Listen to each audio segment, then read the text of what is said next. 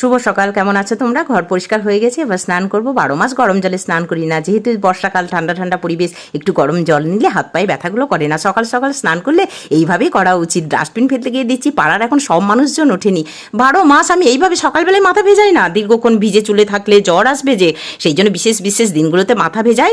আর না হলে গা ধুয়ে কাপড় কেচে পুজোটা করে নিই। বেলাতে জামা কাপড় ভেজানো থাকে, সেগুলো কেচে তখন একবারে মাথা ভিজিয়ে স্নান করি। ফুলের সাইজগুলো দেখছো, বেশ বড় হয়েছে, বর্ষার জল পেয়েছে না।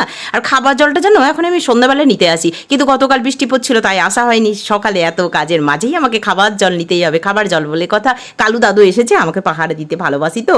মানুষের এরকম ভালোবাসা হয় না কিন্তু। রান্না বসিয়ে দিলাম, আজ ডিমের ঝোল আর 5 রকম সবজি দিয়ে একটা তরকারি করবো, আর তিলের বড়া করবো, আর তো কিছু করবো না। আর এই ডিমগুলো পাড়াতেই নিলাম। কর্তামশাই অফিস থেকে এসে একটা ফুলের গাছ লাগাচ্ছে, ফুল ফুটলে তোমাদের দেখাবো ওটা কি গাছ।